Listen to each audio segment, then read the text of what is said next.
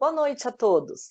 Antes de mais nada, agradeço novamente a compreensão de todos pelos problemas técnicos que enfrentamos na semana passada durante a palestra da doutora Lucy Pfeiffer. Aproveito para informar que, após as correções necessárias, o link já foi disponibilizado a todos os participantes e enviado por e-mail. O assunto tratado é de extrema importância para a continuidade do seminário. Assistam e lembrem que após cada palestra são selecionadas algumas perguntas feitas pelos participantes para serem respondidas pelas convidadas. Hoje temos nosso segundo encontro com a médica psiquiatra, doutora Márcia Hag, tratando do tema comportamentos de risco. A doutora Márcia é médica, primeira tenente da reserva da Força Aérea Brasileira, onde atuou como médica psiquiatra perita de militares das Forças Armadas e da Polícia Rodoviária Federal. Também atuou como médica perita na Justiça Federal do Paraná. É psiquiatra do programa DEDICA, de Defesa dos Direitos da Criança e do Adolescente, da Associação dos Amigos do HC, Hospital de Clínicas da Universidade Federal do Paraná. É também professora do Programa de Saúde Mental da Universidade Positivo. Boa noite, doutora Márcia. Então, boa noite a todos. Eu gostaria primeiramente de agradecer pela oportunidade de poder conversar com vocês e compartilhar um pouco do meu conhecimento, da minha experiência sobre saúde mental, que é um tema tão atual e importante nos dias de hoje. Na palestra anterior que vocês tiveram com a doutora Lucy, ela abordou inicialmente algumas questões sobre as doenças, os sintomas psiquiátricos e de saúde mental, e hoje nós vamos conversar um pouco sobre os sintomas e fatores de risco, né? Existem comportamentos de risco que estão dentro dos fatores, então, de uma forma mais abrangente, eu coloquei quais são os fatores de risco relacionados ao suicídio. E por que falar sobre suicídio, né?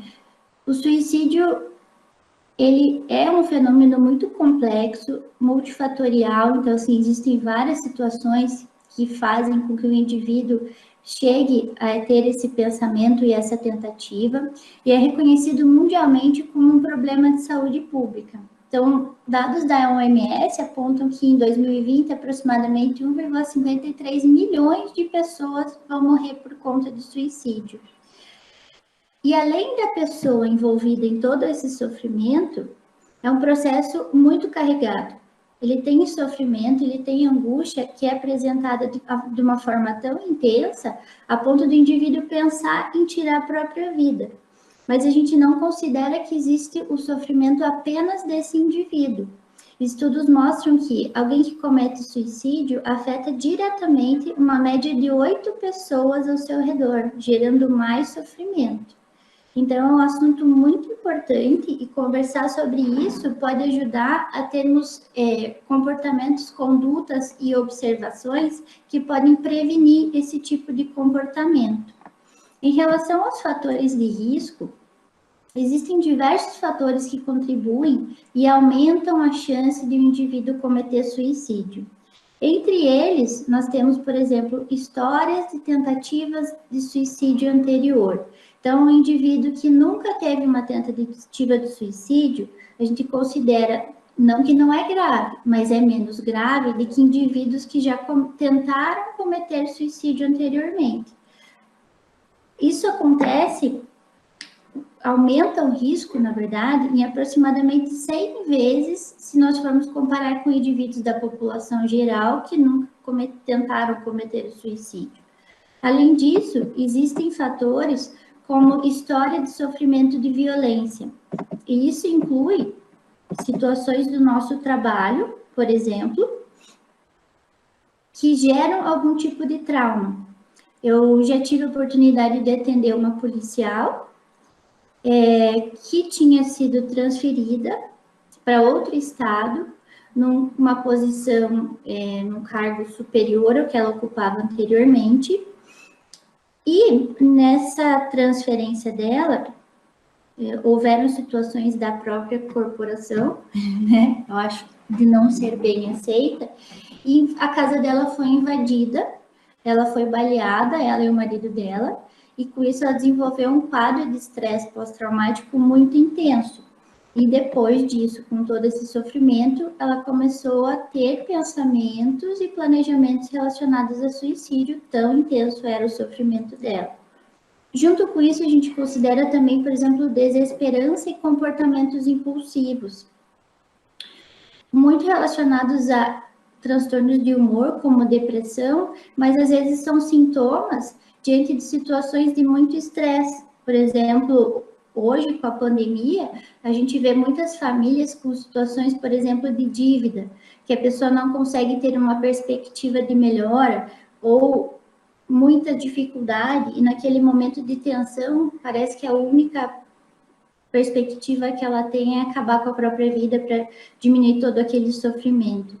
Existem fatores individuais também relacionados à idade, sexo, raça, como, por exemplo, o risco tende a ser maior em homens, né, em adultos mais velhos e pessoas que são solteiras ou que vivem sozinhas. Além disso, nós consideramos agora, de uma forma mais importante, relacionada ao trabalho e ocupação e fatores de risco. Não que seja mais importante que os outros, mas considerando a profissão policial, eu gostaria de dar ênfase a esses dois fatores, que seriam a ocupação e a presença de transtornos mentais, tá?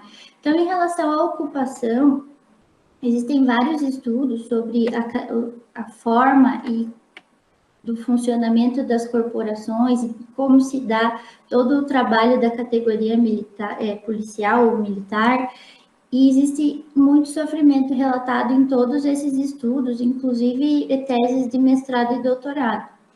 Então, assim, a gente sabe que as dinâmicas das relações laborais, elas podem ser muito saudáveis, né? A pessoa pode fazer alguma coisa que ela realmente gosta, ela tem prazer naquilo que ela está fazendo, tem a oportunidade de trabalhar num ambiente saudável, com pessoas emocionalmente estáveis ao seu redor, e isso pode ter muita satisfação. Mas a realidade que nós vemos é que existem algumas profissões que têm um envolvimento muito grande de estresse e sofrimento. E a categoria policial é tradicionalmente apontada como uma dessas profissões que apresenta alto índice de estresse, de sofrimento emocional, exposição à violência, sobrecarga de jornadas de trabalho, às vezes trabalha por turnos e plantões, muitas vezes não tem uma remuneração adequada e nos dias de folga acaba tendo até outros trabalhos para tentar complementar a renda, acaba tendo uma sobrecarga maior ainda de estresse, de cansaço físico mesmo e emocional. E além disso, a gente considera que existem fatores como, por exemplo, o fácil acesso a meios letais. Então, nós observamos o grande adoecimento físico associado à sobrecarga de trabalho e, consequentemente, um sofrimento psíquico. Então, de forma geral, quando nós falamos sobre o suicídio, existem dados que indicam que a chance de cometer suicídio é maior em ocupações não qualificadas do que em profissões qualificadas, e que também tende a ser maior em pessoas que estão desempregadas. Mas em contextos específicos, nós observamos que existem rankings das profissões consideradas de maior risco para tentativa, pensamento e até o ato suicida. E entre elas estão os médicos, nós e vocês policiais. Por serem profissões que são marcadas com elevado nível de sofrimento, então são profissões que você frequentemente está diante do sofrimento do outro e você precisa lidar com aquela situação de uma forma rápida e imediata. Apresenta ambiente competitivo, às vezes não temos ambientes adequados para o trabalho, a gente vai se virando nos ambientes conforme é possível. Quando eu fazia as perícias da Polícia Rodoviária Federal, eu lembro que tinham diversos policiais que estavam passando por um sofrimento e não tinham condições de manter o trabalho armado, por exemplo. Só que se nós tivéssemos que fazer o afastamento temporário daquele policial, muitas vezes ele não tinha na região que ele estava alocado, um ambiente que ele pudesse fazer um trabalho administrativo. E isso causava um desconforto muito grande, porque eles ficavam em ambientes tentando fazer um trabalho administrativo que não existia naquela localidade e não podiam estar no, que era pior do que estar no trabalho ativo deles, que era o que eles eram habituados a fazer. E isso causava mais desgaste e mais estresse. Além disso, existe muita cobrança constante, excessiva, né, nessas profissões. Risco à integridade física, então a pessoa vive com medo, né, começa até, já ouvi policiais falando que às vezes estão em momentos de lazer com suas famílias e quando percebem, estão olhando em volta, vendo se o ambiente é seguro, então a gente traz coisas da nossa profissão para a nossa vida pessoal, e a pessoa começa a viver em constante tensão. E, além disso, tem a questão de ter fácil acesso, por exemplo, a armas, né, que são meios letais.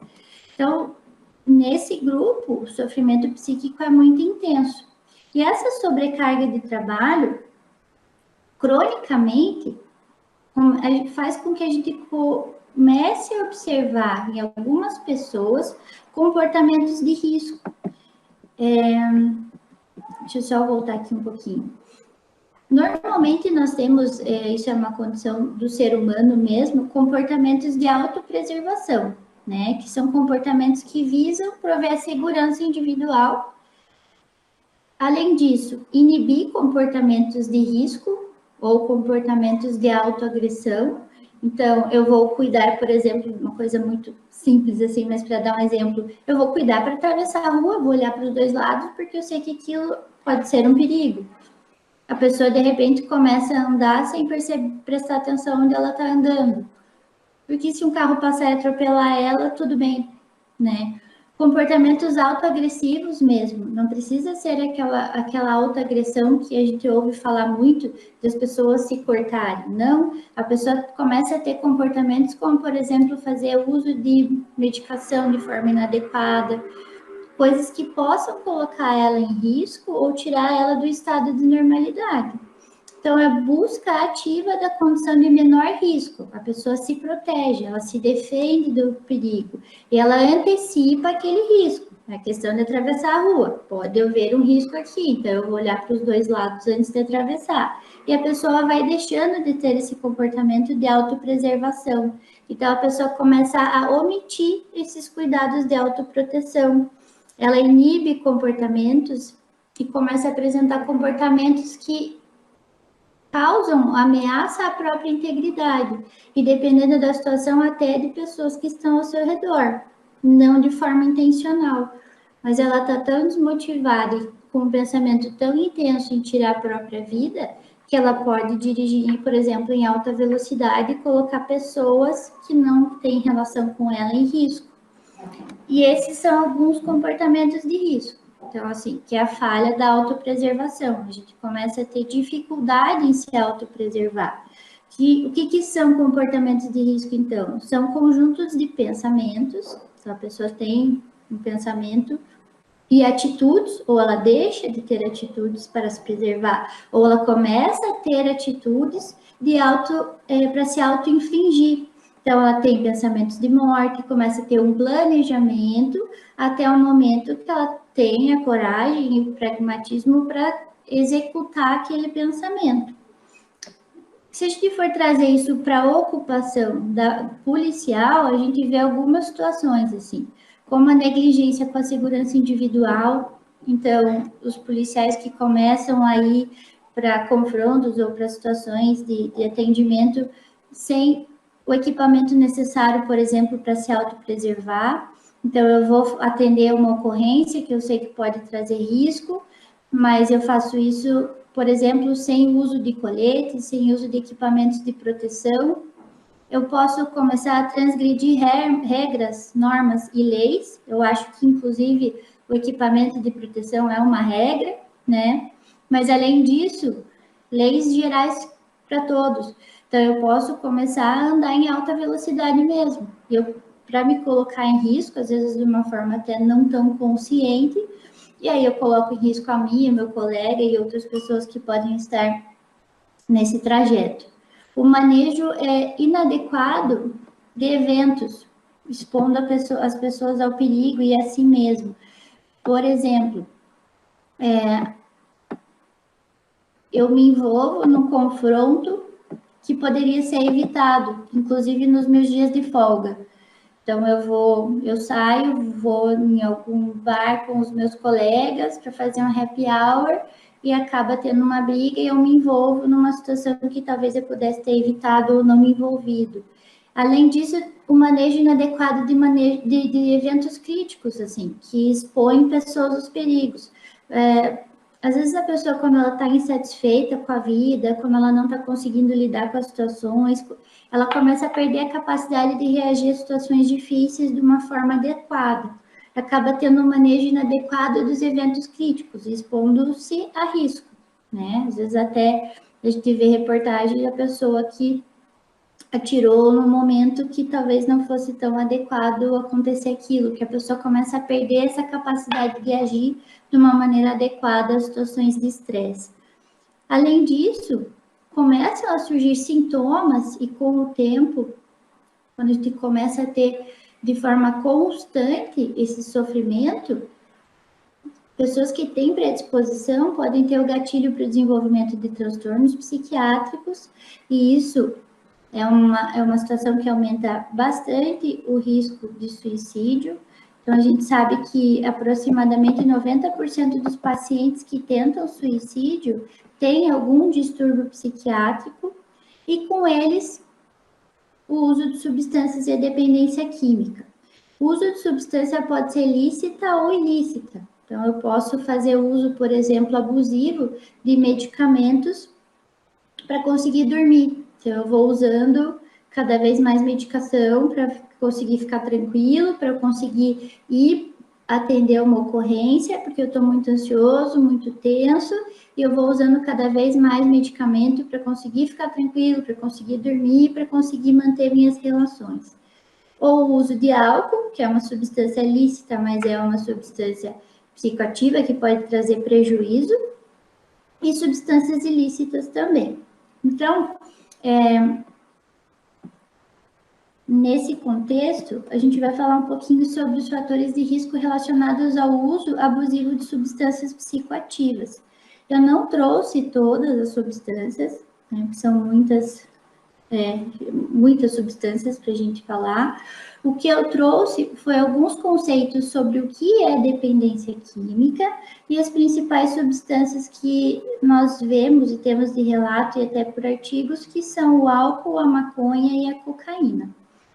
Em relação à dependência, então, assim, embora dependência química, o uso de substâncias, é uma constante ao longo da humanidade, né, se nós formos ver. E o uso vai mudando ao longo da história e do contexto social. Nos anos 30, eu até trouxe umas imagens aqui ilustrativas que hoje, se nós olharmos, nós acharemos um absurdo, né? Que são ali, ó, o calendário da cocaína, Go Ahead, e ali ensina como fazer o uso da cocaína, mas naquele momento era uma situação aceitável. Então, as substâncias psicoativas não mudaram ao longo do tempo, né? O que muda é a nossa compreensão acerca do uso, dos seus efeitos, possíveis benefícios, mas prejuízos dela no nosso organismo e o papel que ela desempenha na nossa sociedade. E quando que o uso da substância se torna um problema de saúde? Então, para isso, nós temos que observar o padrão de uso individual. Então, a gente tem uma classificação que ajuda. Então, o uso experimental é aquela situação que a pessoa usou algumas vezes durante a vida, mas ela não tem uma frequência de consumo. Então, por exemplo, eu era adolescente, fui num acampamento, numa festa com os meus amigos e usei um baseado de maconha. Mas eu não gostei do efeito, aquilo não foi bom para mim e eu nunca mais usei. Então, uso esporádico, episódico, experimental. O uso recreacional ou ocasional é um consumo mais frequente da substância, mas é aquilo que não traz prejuízo para o indivíduo.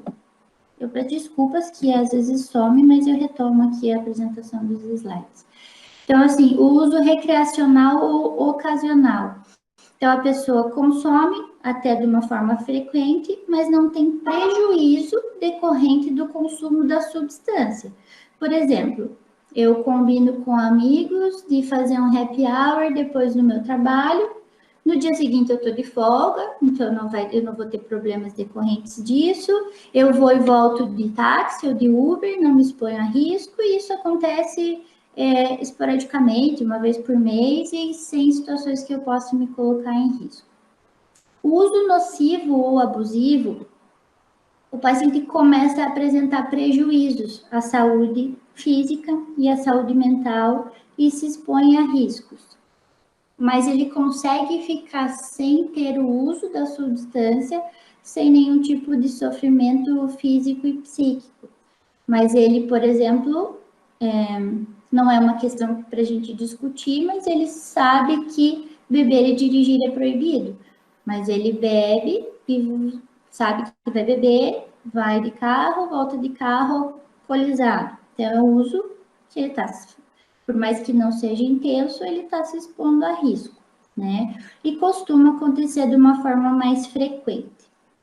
Em relação à dependência, então eu vou tentar explicar de uma forma mais simples, porque se fosse em termos técnicos seria mais difícil a gente entender, porque ele é um fenômeno bem complexo e envolve diversos fatores, né? Ela é multifatorial, que a gente fala. Então, tem questão ambiental, tem a questão individual, que envolve genética, resiliência, capacidade de lidar com situações, e tem a questão da própria droga, né? Qual a droga a pessoa usa? Existem drogas como, por exemplo, cocaína, que ela tem um efeito mais rápido e menos duradouro, elas tendem a causar dependência mais rápido pelo efeito que ela causa no cérebro, do que substâncias que têm um efeito mais demorado e menos intenso, como, por exemplo, a maconha.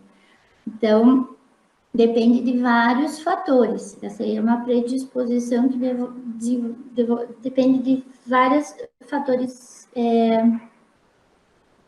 multifatorial, que eu estou querendo dizer, desculpe. Então, entre as definições, a gente pode resumir como sendo um padrão mal adaptativo do uso de alguma substância. O que quer dizer isso? Que eu vou usar a substância e ela vai me trazer prejuízo, sofrimento associado a esse uso, né? E como que isso se desenvolve? Então, eu vou falar e depois eu dou um exemplo para ficar mais fácil.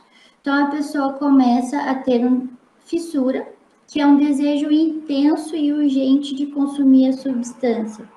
Então, ela não consegue ficar sem. Ela tem a questão impulso e do imediatismo. Ela não consegue adiar isso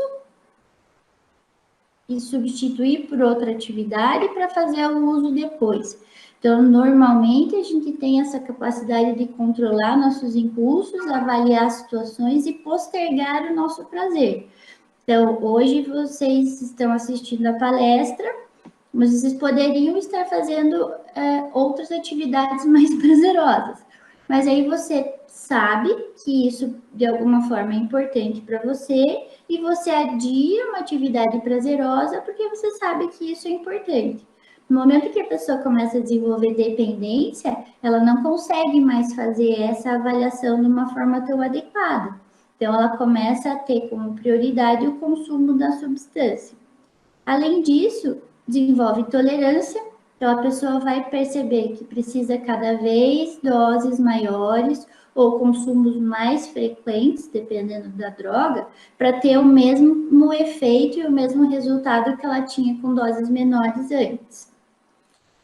Além disso, surge a abstinência. Então, o que é abstinência? Quando eu passo um período sem o uso da substância, eu começo a ter uma síndrome com sinais e sintomas que são gerados pela falta daquela substância no meu organismo. Então, esses sintomas de abstinência, eu falo um pouco depois nessas que eu coloquei na apresentação, eles variam de acordo com a substância, inclusive o tempo para desencadear é diferente. Por exemplo, a cocaína e o álcool. Uma substância demora mais para começar a desenvolver, outra menos. Até pela forma como ela é metabolizada no nosso organismo. Então, e além disso, assim, as outras situações é que a droga ou a substância começa a ter um papel muito importante na vida do indivíduo. Então, ele começa a passar muito tempo fazendo uso da substância e deixa de fazer atividades que fazia antes. Começa a apresentar dificuldade em controlar o uso, gasta muito tempo envolvendo a atividade do consumo da substância. Então, antes eu saía, jogava futebol com os meus amigos e tomava uma cervejinha, e aí voltava para casa, passava tempo com a minha família. A pessoa deixa de ter essas outras atividades, ele até vai com os amigos no jogo de futebol, mas ele não joga, ele fica lá observando o jogo e bebendo, por exemplo. Então, ele começa a deixar de ter outras atividades e o que ele faz é normalmente relacionado ao uso da substância. E mesmo que isso traga prejuízos que ele consiga identificar. Então, ele pode começar a ter dificuldade no relacionamento familiar, ele pode começar a ter prejuízo no trabalho, não só na parte de atenção, concentração, produtividade, mas ele pode começar também, por exemplo, a ir trabalhar embriagado. Eu tive uma situação de um médico que eu atendi, que ele tinha um trabalho realmente bem estressante, e ele começou a fazer o uso do álcool para se sentir mais tranquilo. Só que isso foi intensificando até o momento que ele não conseguia mais ficar sem o uso do álcool, e ele chegou, inclusive, a ir trabalhar em um plantão alcoolizado, sob o efeito da substância. Então, e as pessoas perceberam no ambiente, mas a pessoa não se importa, não consegue mais ter essa percepção, não consegue mais se importar com isso e nem não fazer isso, porque ela está tão dependente que ela precisa daquele uso. Em relação aos grupos, como eu não tenho tempo de falar sobre todas as substâncias aqui, eu vou dividir de uma forma mais didática, assim, só para a gente ter uma visão geral de como, de quais são as drogas. Vocês devem, às vezes, conhecer até mais do que eu, ter mais contato com isso, mas, assim, de uma forma didática, a gente divide em 3 grupos para facilitar, na verdade, a compreensão de acordo com o efeito que eles causam no nosso organismo. Então, a gente tem os depressores do sistema nervoso central, que a gente inclui o álcool, os opioides, os solventes e os benzodiazepínicos. Benzodiazepínicos são aqueles medicamentos como Rivotril, diazepam, alprazolam, que vocês já devem ter tido algum tipo de contato ou ouvido falar. Então, os depressores, então, eles promovem uma redução das atividades cerebrais e das funções do nosso corpo de uma forma geral. Então, eles são diferentes dos estimulantes, como crack, a cocaína, anfetamina, nicotina e cafeína, que aumentam a atividade do nosso cérebro e do nosso sistema nervoso autônomo, que a gente fala que é a parte que controla nossos, por exemplo, sinais vitais. Então, a pessoa começa a ter taquicardia, hipertensão, fica com exaltação do humor, o pensamento acelerado, fica mais hiperativado. E aí, os perturbadores do sistema nervoso central, que a gente inclui a maconha, o cogumelo e o LSD. Por que perturbadores? Porque eles causam alteração das nossas percepções. Então, a compreensão sobre o tempo, sobre o espaço e a realidade que está à nossa volta fica distorcida. Em relação às substâncias especificamente agora, a gente vai falar sobre o etilismo. Então, segundo o relatório da Organização Mundial da Saúde, de 2011, então o álcool é o terceiro maior fator de risco para doenças incapacitantes no mundo, principalmente nos países de renda média. Ele é responsável diretamente por aproximadamente 60 tipos de doenças, enfermidades que trazem prejuízo e dano à saúde. e ela está relacionada, então é um dos fatores de piora ou agravantes de outros 200 tipos de transtornos e doenças e enfermidades médicas. Então, quase 4% das mortes do mundo são atribuídas ao álcool.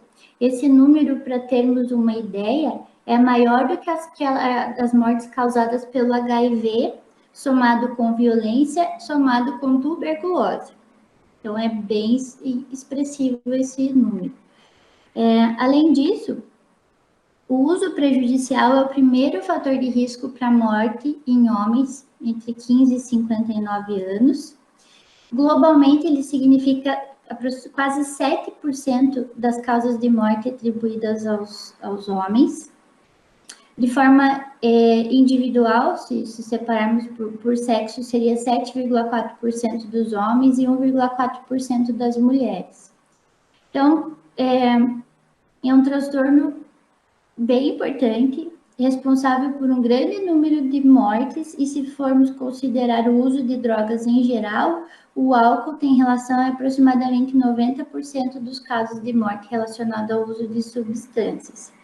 E é importante nós termos uma noção sobre a dependência do álcool para tentar prevenir e agir de uma forma mais precoce, porque o intervalo de tempo entre o início do consumo, ter problemas, então assim, comecei a ter problemas com o álcool, até realizar a primeira intervenção, até buscar ajuda, isso costuma demorar uma média de 5 anos. Então, se nós tivermos uma compreensão sobre isso, sobre o problema, talvez a gente consiga agir de uma forma mais rápida para evitar que isso seja um problema tão grave.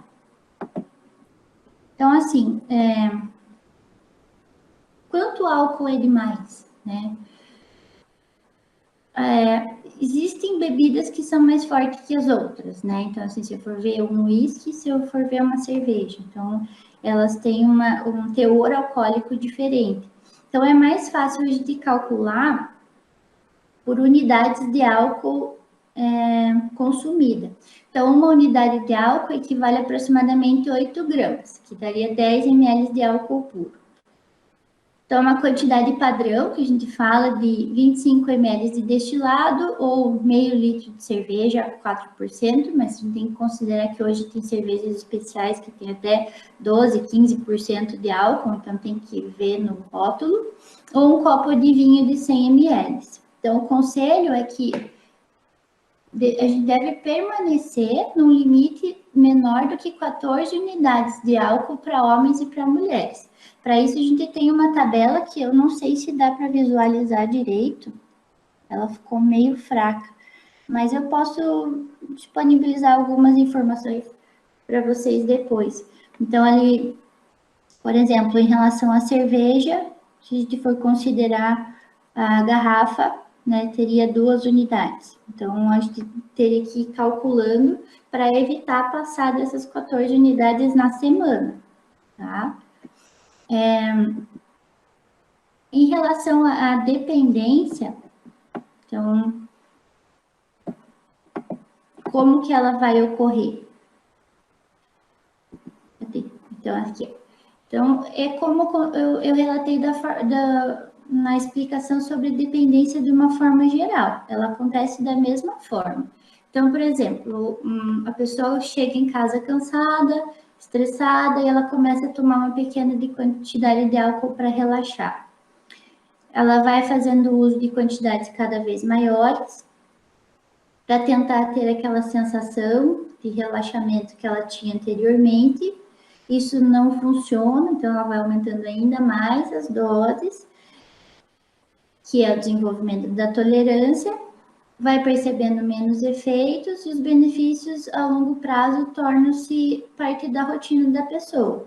E ela começa a não conseguir mais ter esse benefício, começa a ter o prejuízo, com doses cada vez maiores, e isso vai trazendo consequências para a vida dela.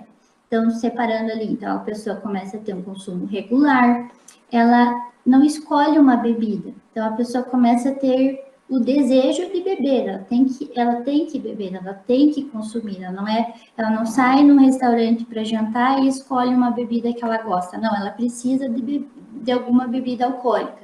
E às vezes, em situações tão extremas, eu já vi pacientes que tomavam álcool do posto, ou pacientes internados que faziam uso do álcool desses 70 que a gente lava a mão. Porque não é por prazer ou por uma questão assim, eu gosto de tomar um vinho com a minha família, mas isso é esporádico. Não, a pessoa precisa daquilo.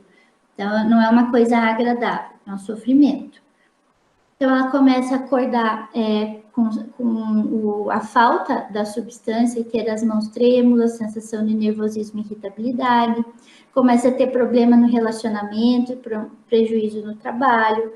A gente percebe bastante questão de irritabilidade. A pessoa não era assim e ela começou a ficar muito irritada, muito explosiva, com a capacidade de tolerar muito reduzida. Começa a fazer o uso persistente e frequente, apesar dos prejuízos que isso traz, e negligencia outras partes da vida, né? Tem indivíduos que deixam de comer para beber. Isso a gente consegue ver em situações graves com bastante frequência. Além disso, a gente tem os sinais de alerta, né? Então, o que seriam os sinais de alerta? Então, a pessoa começa o uso regular de substância para lidar com raiva, com frustração, com ansiedade ou sintomas de depressão. Então, ela acaba procurando o álcool ou as outras substâncias para tratar algum sintoma. O uso regular para se sentir calmo e confiante. Esse uso regular faz com que a pessoa beba grandes quantidades e acabe tendo aquela sensação de ressaca com frequência. Então, ela tem disposição e com isso vem culpa, vem tristeza, vem nervosismo. A pessoa começa a não se sentir bem e disposto e não sentir mais prazer com aquela situação. Ela começa a ter um incômodo, mas mesmo assim ela não consegue parar. Isso afeta o relacionamento com as outras pessoas percebem mudanças no comportamento. O fato de beber faz com que a pessoa, no momento do consumo, intensifique sua raiva, sua impulsividade ou os pensamentos sobre suicídio. Então, a pessoa já está em um sofrimento, ela tem esses pensamentos, mas a gente tem uma alteração no nosso controle inibitório e da nossa impulsividade quando fazemos o uso do álcool. Então, a pessoa consegue exteriorizar esses pensamentos e, às vezes, até tentativas de suicídio sob o efeito da droga, que a pessoa tenha coragem para fazer aquilo, então não inibe mais esse pensamento ou o comportamento que leva ao ato. Então, esconde a quantidade de bebida dos amigos e familiares, ou bebe escondido. E aí eu já falei que as pessoas ao redor percebem mudanças no comportamento. Às vezes era uma pessoa aparentemente calma, e isso a gente vê com frequência, né? Pessoas que nós achamos são muito calmas, na verdade são muito ansiosas, mas elas guardam tudo. E aí, de repente, ela começa a fazer o consumo da substância e fica muito irritada. Né? Então, é possível perceber. Ou desinteressada nas coisas, apática, triste. Precisa beber cada vez mais para se sentir bem e cada vez mais cedo. Às vezes a pessoa precisa acordar e já fazer o consumo da substância para se sentir bem. Passar bastante tempo fazendo isso, né? Que eu falei já na questão de o que era a dependência. Tremor e ansiedade pela manhã e necessidade de beber para cessar esses sentimentos. Aí existe uma pergunta que as pessoas fazem, né? Existe beber com segurança? Então, assim, a maioria de nós subestima a quantidade que bebe, né? Não consegue ter esse controle. Né? A mesma situação acontece com quem fuma, né? A gente não consegue fazer um controle adequado. Então, se a pessoa tem a suspeita de que pode estar tendo problema, identificou algum desses sintomas, mas acha que talvez não esteja bebendo tanto, ou tem dúvidas, existe uma tabela que serve para a pessoa ter um controle melhor da quantidade que ela bebe durante a semana. Às vezes as pessoas se surpreendem achando que bebem pouco, mas elas bebem poucas quantidades, mas todos os dias. Então, no final, vai dar uma quantidade bem expressiva. Então, existe esse controle e algumas coisas que que ajudam a pessoa a não começar a fazer um uso tão abusivo, né? Porque existe um começo. A pessoa bebe porque gosta de tomar um vinho, mas alguma coisa tem um motivador, um desencadeante, e faz com que aquilo vai se tornando frequente até virar um problema de saúde. Então, a dica é beber lentamente. As pessoas que bebem muito rápido, elas costumam ter mais problemas. Junto com a bebida alcoólica, fazer consumo de água, por exemplo, entre o vinho e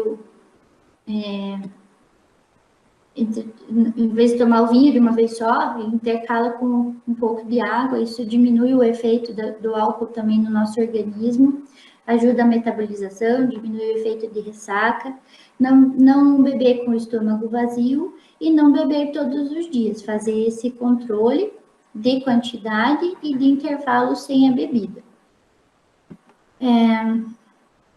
Escolher bebidas que têm um teor alcoólico menor, e isso é uma forma de prevenir, não é uma forma de tratar. A pessoa que tem o problema com o álcool, ela já está numa fase diferente, ela vai precisar de tratamento. Isso é uma prevenção para pessoas que percebem que tem fatores de estresse, sentem-se mais tranquilas quando tomam, por exemplo, um vinho ou uma cerveja, para que elas não desenvolvam a dependência. Então, são dicas para beber com segurança para pessoas que não têm problema com o álcool, tá? Então, escolher substâncias que tenham um teor alcoólico menor. Se você estiver fazendo uso de alguma medicação, perguntar para o seu médico se isso é seguro. Às vezes a pessoa faz uso de álcool com vários medicamentos. Já vi pacientes com crises convulsivas que usavam diversos medicamentos e faziam uso de álcool. E isso predispõe a crise convulsiva, está se colocando em risco, né? Mantenha a meta, então, do uso de álcool em pequenas quantidades e evite beber para relaxar, para aliviar estresse, para aliviar sofrimento. Se você está tendo algum tipo de sofrimento, procure ajuda profissional para isso, né? Não tente resolver os seus problemas sozinho. Quando está sozinho, as coisas todas são muito mais difíceis. E existem pessoas que estudaram para isso e que estão ali para tentar ajudar e com certeza vão conseguir algum tipo de ajuda. Às vezes a gente usa a droga, o álcool, para tentar tratar um sintoma que é muito desconfortável. Então, não faça isso. Sintomas de abstinência. Então, o que nós temos quando a pessoa para o consumo de uma forma, tem tido uso de quantidades grandes de álcool de forma frequente e, de repente, a pessoa fica sem o consumo da substância. O que ela começa a apresentar de sintomas em relação ao álcool? Então, a pessoa começa a ter taquicardia, o coração dispara, a pressão pode subir, pode suar bastante tremores, tem dificuldade para dormir, interfere bastante no ciclo do sono, pode ter perda de peso por náuseas e vômitos e dificuldade para se alimentar. E daí, ali na ansiedade, a gente percebe junto, assim, uma agitação, uma inquietude, uma angústia, uma agonia, e dificuldade em se manter calmo e nas relações. E algumas situações mais graves, a pessoa pode ter crises convulsivas, mas não porque ela tem crises convulsivas, é só pela quantidade grande de álcool que ela consome. Quando ela retira essa substância, ela pode ter crises convulsivas e ela pode ter alucinações também, que a gente fala que é o delírio do paciente alcoólatra que suspende o uso do álcool. Então, ele pode ver pequenos animais, pequenos insetos, ratos, bichinhos andando pelas paredes, ou enfim. Isso pode acontecer quando suspende abruptamente o uso do álcool. Se a pessoa tem o problema com o álcool, ela precisa de ajuda médica para suspender de uma forma adequada, para evitar que ela tenha todos esses sintomas. Então, se você estiver bebendo muito, esclareça suas dúvidas, procure ajuda médica e tem que ter um cuidado. Então, que é a situação de parar de forma repentina. O álcool tem uma diferença em relação às outras drogas, né? Que é a situação desse delirium tremens que eu falei, que é a suspensão muito rápida do álcool, pode fazer com que a pessoa tenha esses delírios, essas alucinações e crises convulsivas. Então, procure ajuda médica para suspender o uso do álcool. Em relação à maconha, é um assunto um pouco mais rápido que eu resumi, que na verdade o que a gente vê em relação à maconha então, assim, ela é usada há muito tempo, né? Há 8.000 anos, se a gente for parar para pensar, é muito tempo. Principalmente por conta das fibras, então eles usavam para fazer coisas mesmo como roupa e materiais, e também por conta de propriedade medicinal. Então, no mundo, é a droga mais utilizada, então tem um dado aqui de 2012, esse dado é internacional. É de um estudo dos Estados Unidos que estima que 19 milhões de pessoas consomem maconha. E aí a substância que é responsável pelos efeitos psicoativos e pela dependência é o THC, né? Então, em relação à maconha, quando você faz o consumo no momento, a pessoa tem aqueles sintomas de alteração da realidade, pode ter um pouco de taquicardia, aumento de apetite, que eles chamam que é a larica, pode fazer hipotensão ortostática, mas a gente vê que o consumo da maconha, a maioria das vezes, é para se sentir mais relaxado. Então, eu vejo muitas pessoas que têm situações de vida estressantes e falam que usam um baseado à noite para conseguir relaxar e ficar mais tranquilo e dormir melhor. Com o tempo, começam a surgir os efeitos desagradáveis. Então, se a pessoa não consegue mais se sentir tão relaxado, começa a ter mais irritabilidade. E em pessoas que têm a predisposição ou tem sintomas, ela pode começar a exacerbar sintomas psiquiátricos mesmo, como a depressão. Então, ela pode fazer alteração química no nosso cérebro e ser o gatilho para o desenvolvimento de doenças como depressão e também como os transtornos psicóticos. Então, eu já vi vários pacientes que não tinham nenhum quadro psiquiátrico, que fizeram uso da maconha e abriram, por exemplo, teve como gatilho um quadro de esquizofrenia, né? E aí é para o resto da vida. Então, a gente não sabe a genética que a gente tem. Então, muitas pessoas usam e não acontece nada, mas algumas pessoas usam e têm efeitos graves. Eu tenho uma paciente que eu atendi até recentemente, ela tinha um episódio depressivo, era no momento que ela procurou o atendimento, era um quadro depressivo grave. Ela fez o tratamento de forma regular, ela teve melhora, voltou à funcionalidade dela, ela fazia faculdade, ela era mais jovem, ela voltou para a faculdade. Um dia ela saiu com os amigos, e ela nunca tinha feito uso de maconha, ela saiu com os amigos e fez uso de maconha. Ela teve um quadro psicótico super grave, regrediu todo o tratamento da depressão dela, teve que ficar internada em um hospital psiquiátrico de regime integral, que a gente fala, né, que é o internamento, por 3 meses, até conseguir o tratamento daquele episódio que ela teve, até retornar à normalidade. E aí, depois disso, foram mais 6 meses de tratamento até ela conseguir voltar à funcionalidade dela. Então, ela conseguiu ter a remissão desses sintomas com o tratamento, mas existem vários pacientes que têm uma genética e desenvolvem um quadro que não tem mais retorno. Então, com perda da funcionalidade muito grave. Então, efeitos adversos assim maiores, então vai depender dessa predisposição individual. Ao contrário do que as pessoas pensam, né, que a maconha ela é mais natural e ela pode não trazer prejuízo, isso é uma coisa que é da nossa cultura mesmo, achar que por ser natural não traz prejuízo, né? Existem chás que se a gente tomar são tóxicos, dependendo da quantidade. E é natural, é uma planta. Então, a maconha é da mesma forma, principalmente se você tem uma predisposição. Mas mesmo não tendo predisposição, é uma substância que causa doenças respiratórias crônicas e graves, incluindo câncer de pulmão. Ela é responsável por um grande número de casos de câncer. E a gente sabe que as drogas fazem morte de neurônio, todas elas. Então, com o tempo, a pessoa pode ter atrofia cerebral e no nosso organismo, assim, falando de uma forma muito simples, as coisas que a gente não usa, o nosso organismo elimina. Então, a gente começa a ter um hipofuncionamento de áreas cerebrais, que seriam atrofia, então a pessoa pode até desenvolver um quadro de demência precoce, por exemplo, mais suscetibilidade a convulsões, então às vezes a pessoa que não tem, ela tem uma alteração ali na fisiologia do cérebro e pode começar a ter crise convulsiva.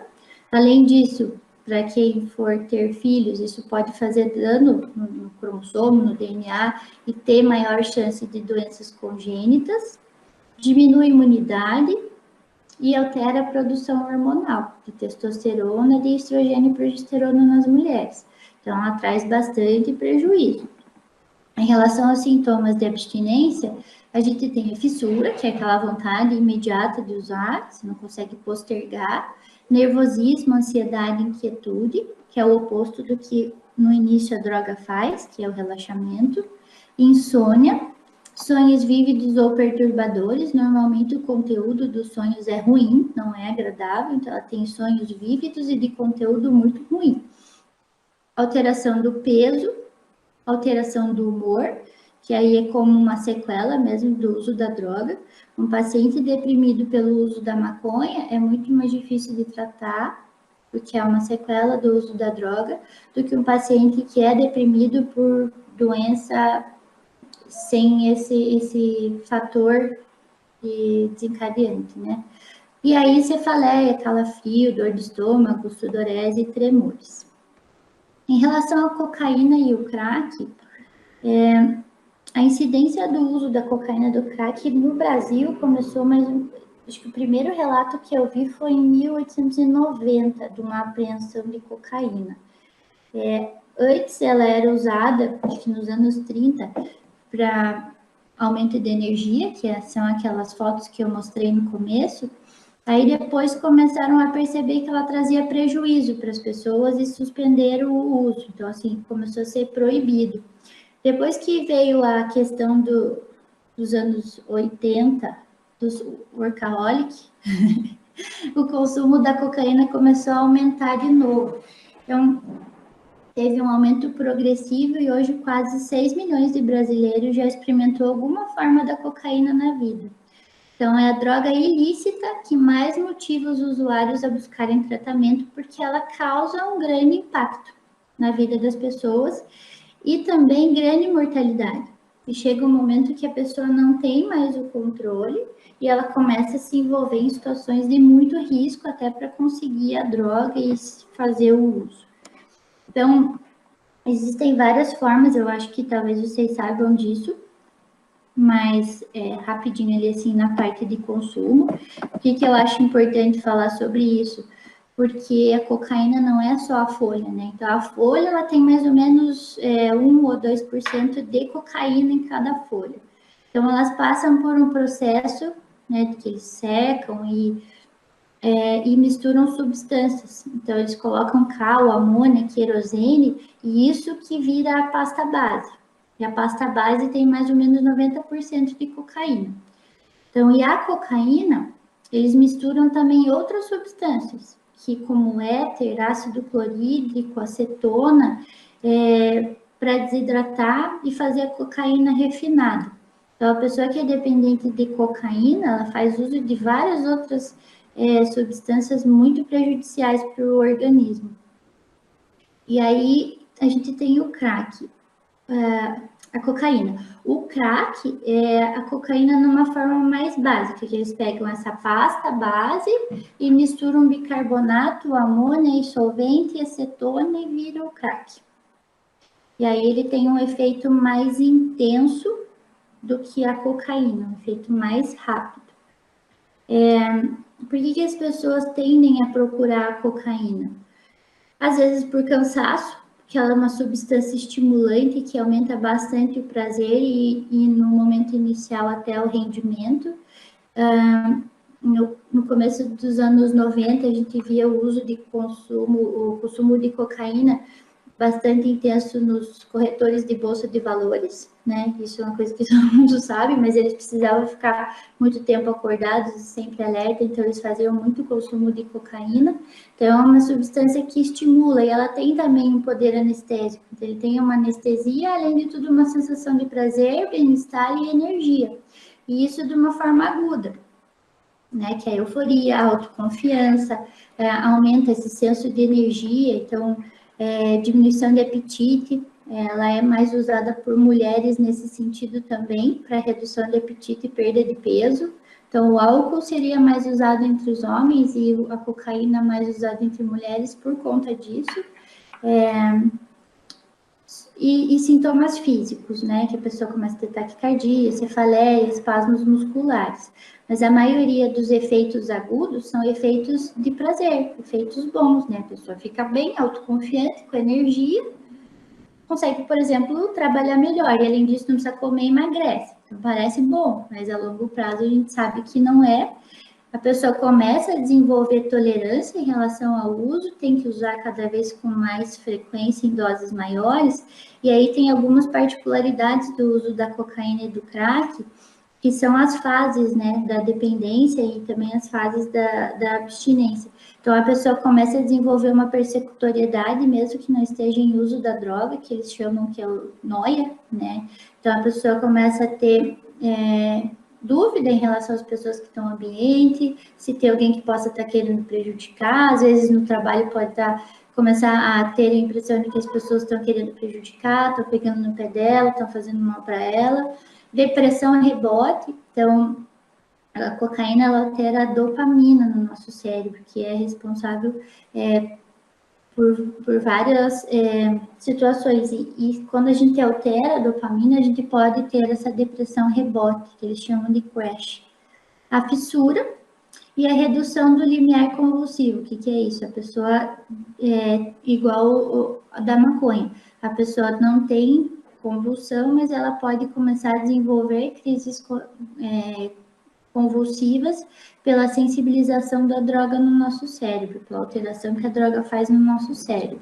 Então, é depressão, persecutoriedade, deixar que tem alguém perseguindo, alguém querendo fazer mal a si ou seus familiares, e essas crises convulsivas. E aí, o uso crônico, a pessoa deixa de ter aquelas sensações agradáveis e começa a ter muita ansiedade, irritabilidade, sintomas depressivos e sintomas pseudoneurológicos, que as pessoas dizem que é como se tivesse um choque na cabeça, ou se tivesse água escorrendo no corpo, que são sensações bem desagradáveis relatadas pelos pacientes que fazem uso. Uma coisa que é importante também é que associado ao uso da cocaína, ao longo prazo, quando a pessoa vai perdendo esse efeito da cocaína, ela vai associando outras substâncias para tentar manter o efeito da droga por mais tempo. Então, além do álcool, que essa interação pode existir, pode ter a sensação de maior tempo de efeito da cocaína, existem pessoas, por exemplo, que fazem uso do crack com bombril, por exemplo. Eu fumo crack com bombril, que eles dizem que o efeito é mais rápido e mais duradouro. Então, as pessoas começam a ter várias estratégias para tentar diminuir esse sofrimento do uso crônico e para tentar manter algum tipo de sentimento bom relacionado ao uso da droga, tá? E aí, se a gente for falar assim, em motivadores, né? A gente sabe de todos esses malefícios, todo mundo já ouviu falar que faz mal, né? As drogas têm, claro, quando a pessoa faz o uso da droga, ela usa a droga porque ela traz algum tipo de bem-estar e prazer imediato. O prejuízo vem ao longo prazo. Mas a gente sabe desses malefícios, desse prejuízo a longo prazo. Então, por que mesmo assim a pessoa tem a motivação do uso? Por que ela mantém o uso de uma forma inadequada? Então, existem vários fatores, e aí aqui, né, a parte de profissão e dos transtornos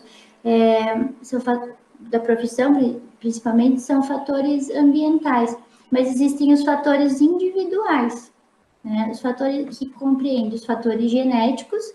Então, existem algumas pesquisas que mostram que tem uma herança genética relacionada à dependência. Por exemplo, filhos de pessoas alcoolistas têm uma probabilidade maior de desenvolver alcoolista de até 70%. Então, tem uma questão genética. Existe a dificuldade no controle das emoções. Então, a gente tem um desenvolvimento emocional, então todo mundo, né, nasce com um tipo de temperamento, de acordo com o ambiente vai tendo o seu desenvolvimento emocional e com ele a capacidade de lidar com as situações adversas da vida. A gente fala que é a resiliência individual de cada um. E existem pessoas que têm uma dificuldade maior no controle das emoções. Então, tem menos estratégias para tentar reduzir o sofrimento, para tentar evitar ou aliviar essas emoções que são muito fortes e desconfortáveis. Então, para tentar fugir do estresse cotidiano e dessa inabilidade em resolver os problemas emocionais e ambientais, a pessoa procura droga, porque ela tem um prazer imediato e ela tem um momento de fuga que ela deixa de pensar naqueles problemas, naquelas situações conflitantes. Então, presença de sintomas de humor e ansiedade, então a pessoa tem um transtorno ou sintomas diante de situações muito estressantes durante a vida, e ela procura a droga como uma solução, né, um efeito imediato de satisfação, para tentar trazer algum tipo de sentimento agradável e diminuir esse estado de tensão. Então, ela está procurando algum tipo de tratamento para o sofrimento que ela está tendo.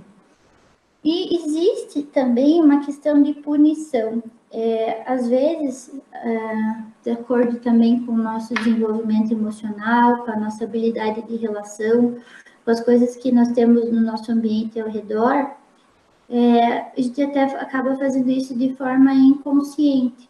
Então, a pessoa tem, por exemplo, um trabalho que é muito estressante, ela tem privação na relação com a família, tem situações que ela gostaria, por exemplo, de viver com a família e não está conseguindo, ela começa a achar que ela não é boa o suficiente e pode começar a fazer o uso da droga como uma forma de autoagressão. Ela está se punindo, na verdade, por uma coisa que ela considera inadequada, por um sofrimento que ela teve, por não conseguir agradar as pessoas que estão no seu ambiente, por achar que não merece ter uma vida adequada e feliz, ela acaba fazendo uso como uma forma de autoagressão. É uma situação mais complexa, mas que existe também. E não é tão raro, né? Uma coisa que a gente vê tão pouco. E aí, se a gente... Ficou pequeno ali, mas dá para ver, né? A gente está diante de uma situação que a gente acha que pode ser dependência química, né? O que a gente vai fazer? Então, graças a Deus, nós não estamos mais no século XIX, né?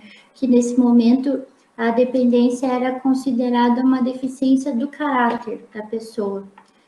As pessoas usavam drogas porque eram indecentes, porque eram pecadoras e porque gostavam do uso de ser dependente das drogas e tinham uma falha no caráter. Hoje a gente entende que isso é um transtorno. Existem vários fatores que predispõem a isso e a pessoa desenvolve uma doença, né? Então, se você está diante de uma situação dessa, a gente precisa procurar ajuda, né? Existem algumas coisas que a gente tem que considerar. Primeiro, que nós somos seres humanos, né? Nós estamos expostos, a gente confunde, né, a nossa profissão com o que nós somos. Eu não sou a minha profissão, né? Eu sou um ser humano que tem sentimentos, emoções, que tem uma vida com problemas ou não. E esses fatores da nossa vida, de uma forma geral, eles são muito estressores, né? Hoje a gente tem uma sociedade que tem uma mudança numa velocidade muito grande e a gente acha na nossa cabeça que a gente tem que estar sempre acompanhando isso, né? A gente tem dificuldade para acompanhar, a gente tem dificuldade para se adaptar às coisas novas. A gente tem muitas coisas acontecendo, a gente tem muita cobrança no trabalho, tem muitas cobranças no nosso ambiente familiar, e as coisas acontecem numa velocidade que o ser humano não consegue acompanhar. E isso começa a trazer sofrimento. E além disso, o nosso cérebro, além de ele ser um órgão primitivo, ele se desenvolve e evolui de uma forma lenta, ele é um órgão, né? Então a gente tem que entender que como o nosso olho, como o nosso fígado, como a nossa tireoide podem adoecer, o nosso cérebro pode ficar doente também. Quando o nosso cérebro adoece, os sinais e sintomas são diversos. Pode ser a tristeza, mas pode ser o uso da substância. E aí, para isso, a pessoa, por ser um sintoma, a pessoa não consegue ter o controle daquilo. É como eu explico para os pacientes de uma forma bem simples, mas que ajuda a entender. Se você tem uma dor de cabeça, você não consegue pensar na dor de cabeça e falar, vai embora a dor de cabeça. Ela não vai, porque é sintoma de que algo está errado no seu organismo. Então, se você tem um problema, seja ele, agora eu vou falar até em relação ao suicídio, né? Se você tem um sofrimento que faz você pensar em morrer, se você tem o uso de substâncias que você não controla, isso é um sinal de que o seu cérebro está em sofrimento. Então, você precisa procurar ajuda e tratamento.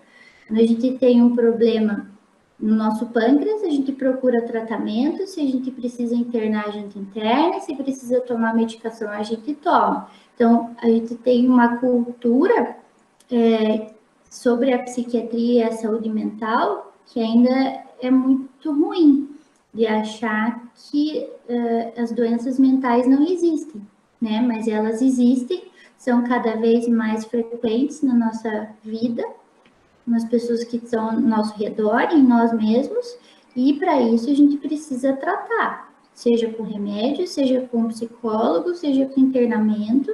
Então, a primeira coisa que a gente precisa fazer é entender que nós podemos estar diante de uma doença e procurar ajuda, como se fosse qualquer outra doença, né? Sem ter nenhum tipo de preconceito. Nosso cérebro, um órgão, adoece, e quando ele adoece, a gente trata, né?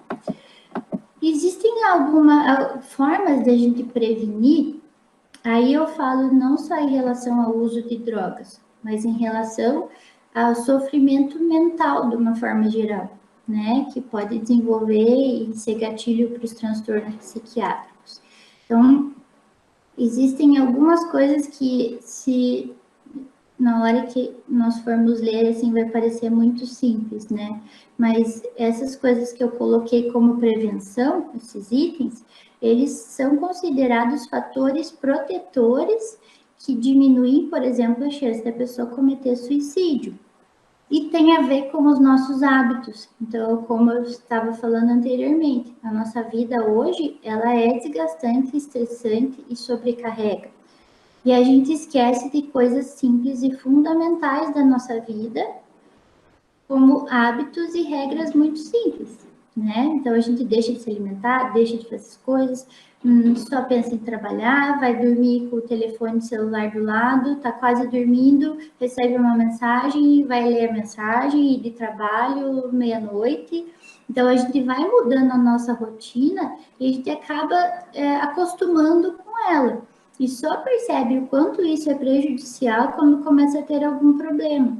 Então, eu acho que para a saúde mental como um todo, e isso vai, o suicídio eu acho que é o final de tudo, é quando as coisas já estão muito ruins e a pessoa não consegue mais encontrar a saída, né? Então, para evitar o início dos problemas, né? O que a gente pode fazer? Tentar mudar os nossos hábitos para hábitos mais saudáveis. Parece uma coisa boba, mas isso é fundamental. E a gente sabe que não dá para desistir, né? Porque até a gente incorporar um novo hábito na nossa vida, demora pelo menos 60 dias, se você assistir e fizer isso todos os dias. E a gente tem que fazer isso, então, de uma forma regular. E a gente não pode colocar metas, isso é uma forma que nós temos de autossabotagem mesmo. colocar metas que são absurdas. Então, assim, eu vou fazer uma alimentação equilibrada, então eu não vou mais... talvez exercício físico seja um exemplo melhor. Então, eu vou começar a fazer exercício físico com regularidade. Eu vou para academia todos os dias, 1h30. Então, isso é uma meta que poucas pessoas vão conseguir cumprir. Mas aí, o que acontece? Eu coloco essa meta, e aí na primeira semana já não vai dar certo. Talvez na segunda. Então, eu falei, ó, tá vendo? Não dá certo, mas eu tentei. Então, assim, a gente tem que colocar metas que sejam atingíveis e que não tragam mais frustração, né? Então, o que ajuda em toda essa prevenção? Então, alimentação equilibrada. A gente sabe que as pessoas mais estressadas tem estudos até que mostram isso, em policiais, inclusive, que tem, quanto maior o nível de estresse, pior é a qualidade alimentar. E aí eu não sei o que vem antes, mas são pessoas que consomem mais gordura e mais carboidratos e açúcares refinados.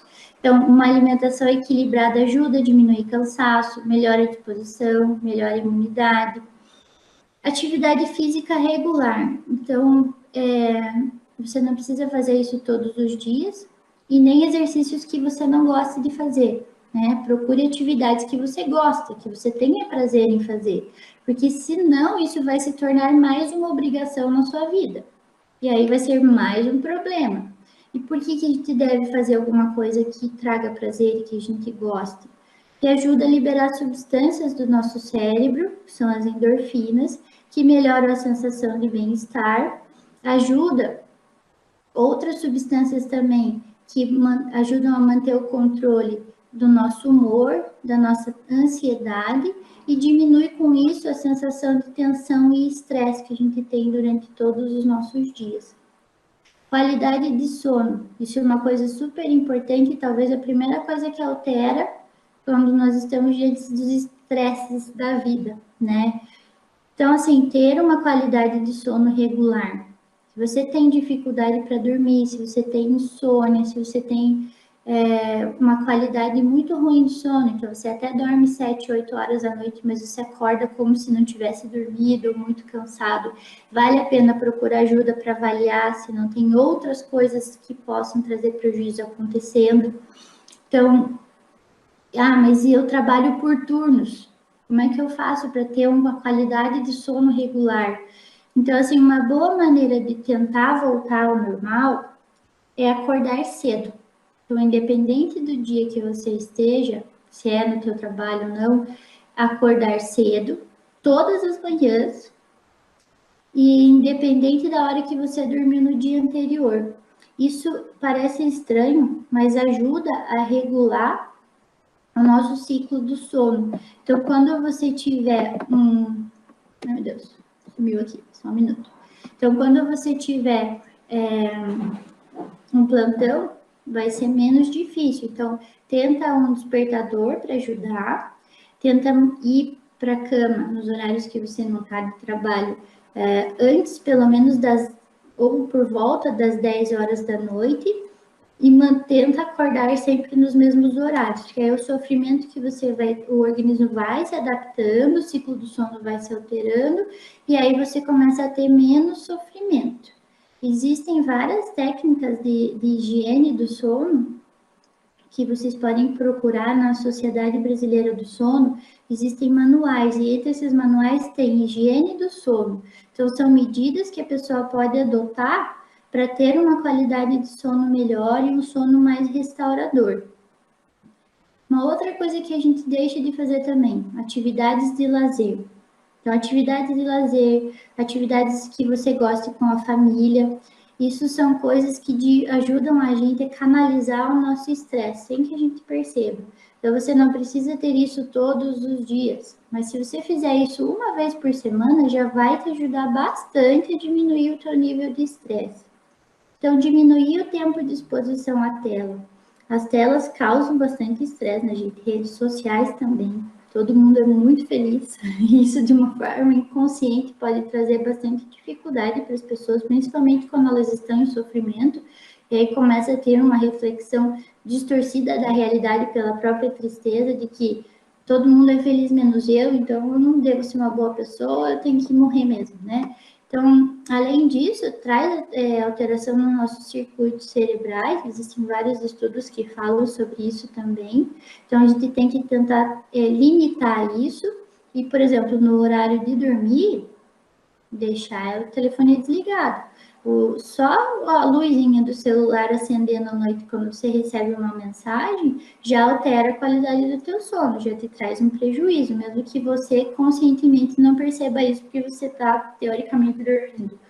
E também é o próprio tempo que a gente passa, a gente deixa de fazer coisas saudáveis e coisas que podem trazer mais benefício quando a gente tem muito tempo à disposição à tela. Além dessas alterações cerebrais, que tem muitos estudos que mostram que muito tempo de tela faz isso. Às vezes a pessoa já passa trabalhando na frente do computador o dia inteiro, então a gente tem que ter horário e regras para isso também. Uma coisa que é mais individual, quando a gente está no meio de um sofrimento, relembrar dos nossos princípios e propósitos. Quando a gente está diante de situações muito estressantes, de muito sofrimento, ou situações no nosso trabalho, a gente acaba esquecendo disso, né? A gente tem que ter um foco. Eu sei que é difícil, e às vezes para isso a gente precisa de ajuda. A gente está no olho do furacão. Então, quando a gente olha em volta, é difícil encontrar uma saída. Mas é importante a gente ter os nossos objetivos. Então, assim, sempre vão ter pessoas difíceis no nosso trabalho, situações estressantes, mas qual que é o meu objetivo lá? Eu estou ali para aquilo. Então, a gente acaba se envolvendo nas relações humanas e perdendo o foco e, às vezes, até sofrendo e estressando com situações que não precisaria. Então, assim, qual que é o nosso foco? Qual que é o meu objetivo? Por que eu estou ali? Então, eu estou ali para cumprir essa determinada missão e é isso que eu vou fazer. O resto é o resto, né? E aí, dentro disso, os nossos propósitos e princípios, né? O que você quer para sua vida, qual que é a tua meta, qual que é o teu objetivo. Você está caminhando de acordo com isso ou você está indo na contramão disso? Se eu estiver caminhando na contramão, talvez eu não consiga sozinho, talvez eu precise de ajuda, mas é hora de talvez repensar os nossos propósitos e os nossos caminhos. Às vezes a vida vai levando a gente vai seguindo sem pensar e quando vê está diante de um sofrimento intenso e que pode ser revertido. E uma coisa bem importante, a gente acostuma com o sofrimento da nossa profissão. A gente vai dessensibilizando, né? Então a gente vê que às vezes uma situação grave sem o sofrimento da primeira situação que a gente viu. Eu sempre falo assim, a primeira situação grave que você viu, você não esquece. Você vai lembrar. Eu posso que vocês pararem para pensar, vocês vão lembrar o primeiro acidente que vocês atenderam na BR, a primeira a missão que vocês tiveram em confronto armado. A primeira situação vocês vão lembrar. A segunda, talvez. A terceira, a gente não lembra mais. Então, a gente vai criando mecanismos. Mas isso não quer dizer que isso não tem impacto na nossa vida. Então, às vezes, a gente precisa elaborar todas essas situações que a gente enfrenta durante o nosso dia de trabalho. Então, terapia é uma coisa muito importante, que pode ajudar a gente a elaborar tudo isso e diminuir o nosso sofrimento. E lembrar que você tem que estar em primeiro lugar, isso não é egoísta. Então, assim, se você quer transformar as coisas ao seu redor, você precisa começar essa transformação por você, né? Então, assim, você sim tem que estar em primeiro lugar para poder dar continuidade ao resto de todas as outras coisas, né? Eu agradeço, assim, esse era o último slide, a oportunidade de participar com vocês. Eu deixo aqui o meu contato, se existirem dúvidas, e se eu puder contribuir de alguma outra forma. O Instagram não é propaganda, tá? É porque estamos até remodelando ele, porque numa tentativa de ajudar, eu tentei colocar postagens informativas no Instagram. Então, tem uma pessoa que está me ajudando isso, porque eu não quero que seja comercial. Eu quero que seja uma forma de tentar esclarecer coisas simples do nosso dia a dia, dúvidas que a gente possa ter, quando procurar ajuda, o que é transtorno, o que é doença, o que não é. Então, ele não está organizado ainda, mas a ideia é que eu possa contribuir dessa forma também com coisas informativas, de conteúdo informativo. E é isso. Muito obrigada, doutora Márcia. Foi muito esclarecedora a sua palestra. Eu acho que o mais importante de tudo é a gente incentivar, fazer com que os colegas reconheçam. A gente tem um grande problema nas instituições, acho que na grande maioria, que é o preconceito, tanto do colega que já assumiu que tem um problema e busca tratamento, quanto consigo mesmo, em assumir.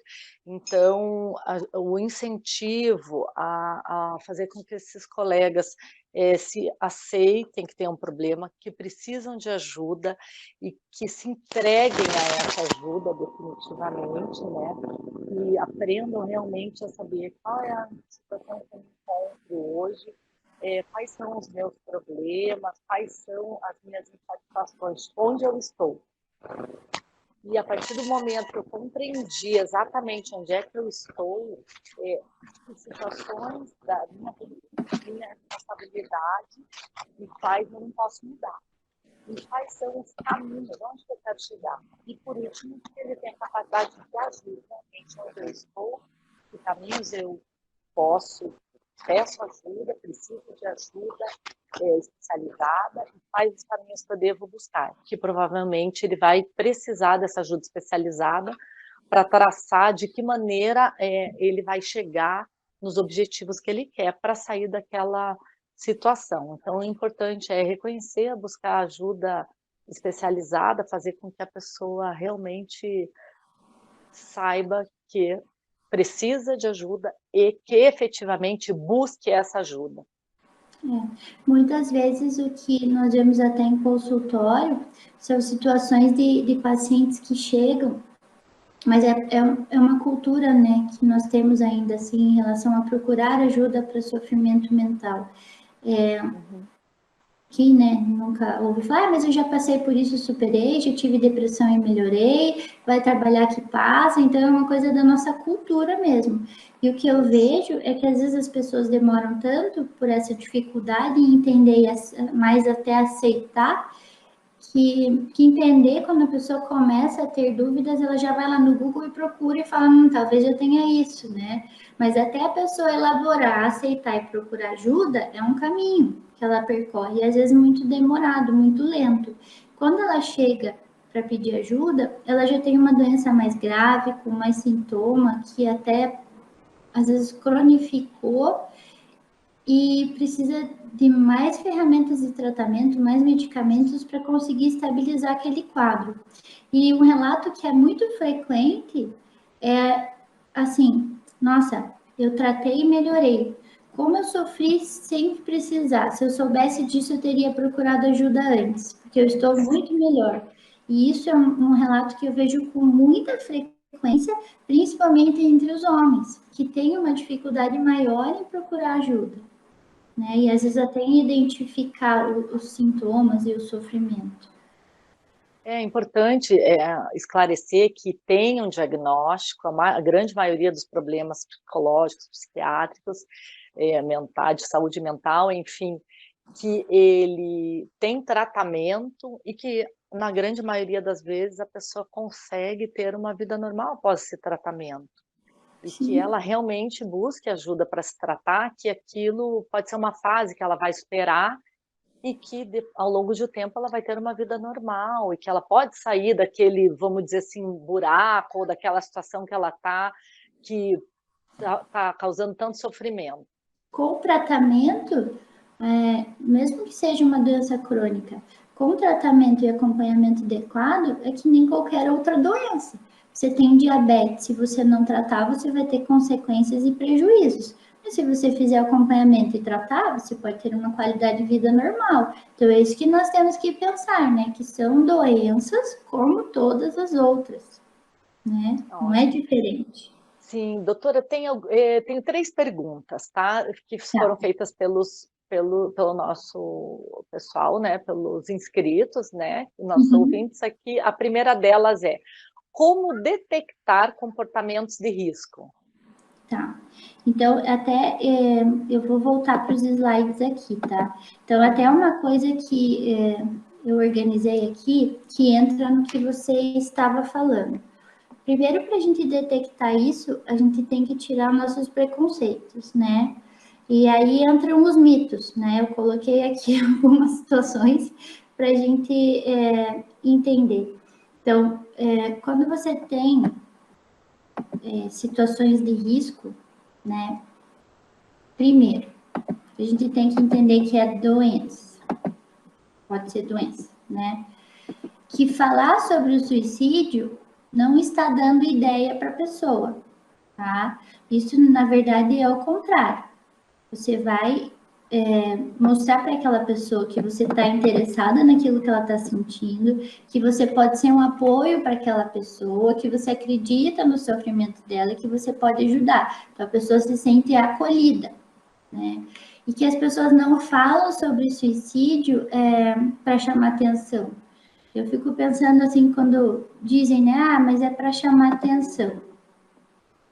A maioria das pessoas que eu conheço, na verdade, eu não sei se eu já conheci alguma, mas assim, as pessoas não querem morrer. As pessoas saudáveis têm medo do que é a morte. Tem várias questões sobre isso. Então, por que alguém está falando isso para chamar atenção?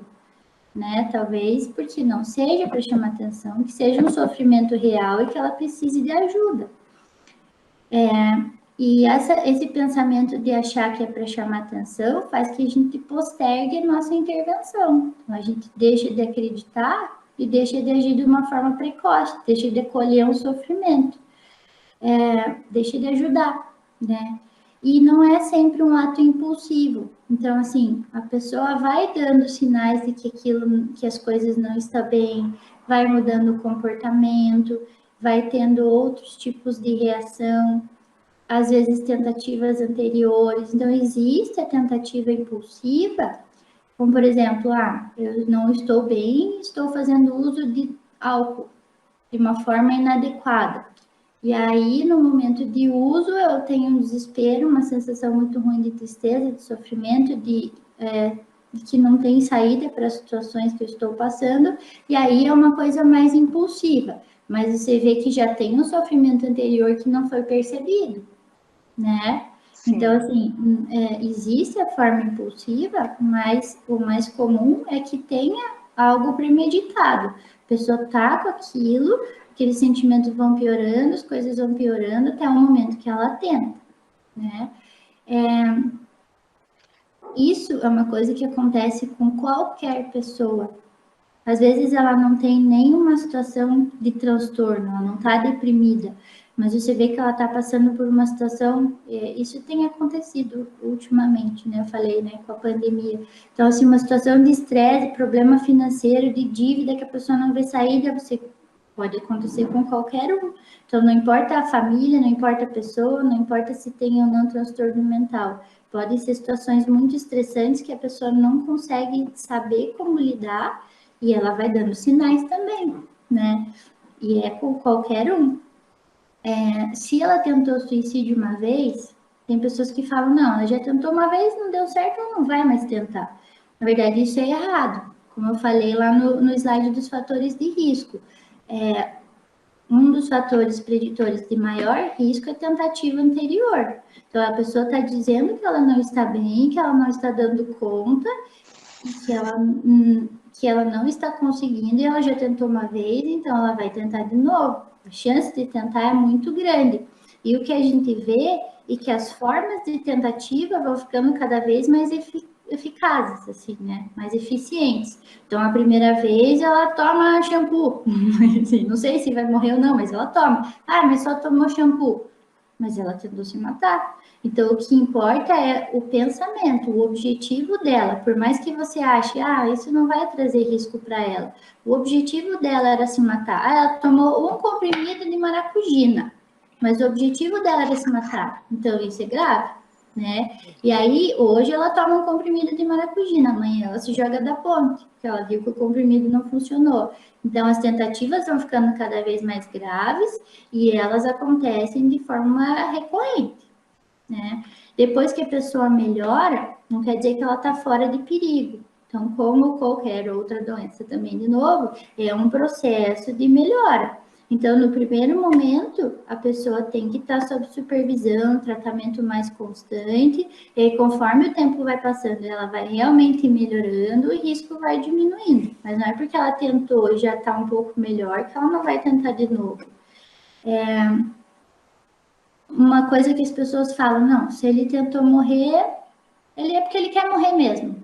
Inclusive, a gente vê coisas absurdas com... Se você quiser se matar da próxima vez, peça-me ajuda que eu te ajudo numa forma de você conseguir. Já vi pessoas falando isso. Então, e várias, na verdade. Então, assim, se a pessoa está falando sobre isso, ela está tentando, ela tem uma questão de ambivalência. O que é isso? Não quer dizer que ela realmente queira. Talvez seja a única saída que ela consegue enxergar naquele momento. Então, Pode ser ela... um grito de ajuda, né? A gente está Eu vendo que estou ela... falando para ver se alguém faz alguma coisa por mim, porque eu não Eu consigo não mais. consigo mais. Eu estou num sofrimento tão grande, que eu só consigo pensar nisso. Então, assim, existem outras alternativas, existem outras saídas, mas às vezes ele não consegue, ou a pessoa não consegue perceber. E não é sempre isso, eu já falei também que as pessoas têm um transtorno mental. Às vezes é uma situação muito grave de estresse que faz com que a pessoa não consiga dar conta de lidar com aquilo sozinha naquele momento e é o olho do furacão, né? Você está lá no meio do turbilhão e você não consegue encontrar uma saída, você precisa de ajuda. Então, não quer dizer que ela tenha um transtorno mental, mas ela tem um sofrimento intenso e que a gente tem que considerar. Então, assim, isso é um esqueminha que eu achei bem interessante, assim, né? Por que eu coloquei isso em relação aos fatores de risco? Porque isso é uma coisa muito frequente, né? O número, mais ou menos, de a cada 100 pessoas que existem, 17 já pensaram em suicídio em algum momento da vida, 5 planejam e 3 realizam e concretizam a tentativa de suicídio, né?